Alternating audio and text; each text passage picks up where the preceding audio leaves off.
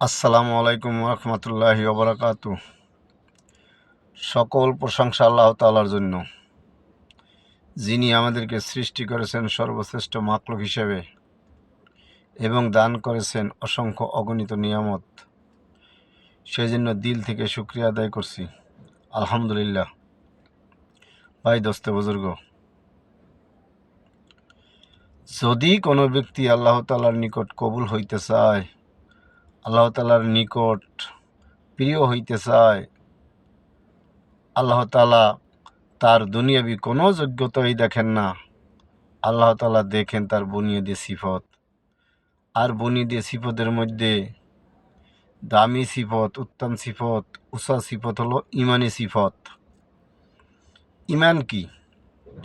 ইমান হলো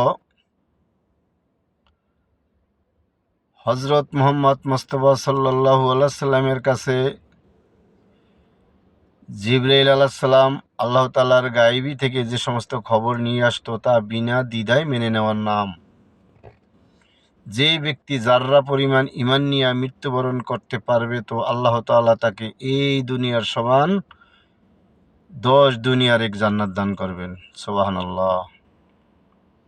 আর ইমানি কালেমা হলো লা ইলাহা ইল্লাল্লাহু মুহাম্মাদুর রাসূলুল্লাহ।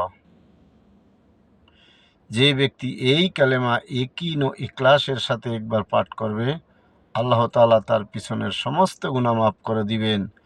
যদিও এই গুনাহ আসমান ও জমিন পর্যন্ত হয়, যদিও এই গুনাহ সমুদ্রের ফেনা পরিমাণ হয়, তবু আল্লাহ তাকে এই কালেমার বদৌলতে মাফ করেই দিবেন।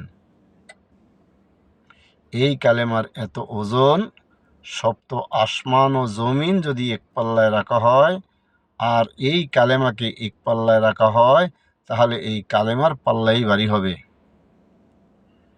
আল্লাহ তাআলা আমাদের সকলকে এই কালেমার আমল বেশি বেশি করার তৌফিক দান করুন। যে সমস্ত ভাইয়েরা এই কালেমাকে বুঝে না, এই কালেমাকে জানে না, তাদের কাছে এই কালেমা পৌঁছে দেওয়ার দায়িত্ব যারা এই কালেমা জানে। ভাই, আমাদের সকলকে এই কালেমার দাওয়াত সারা পৃথিবীর মানুষের প্রত্যেকটা দিলে, প্রত্যেকটা ঘরে পৌঁছে দেওয়ার তৌফিক দান করুন।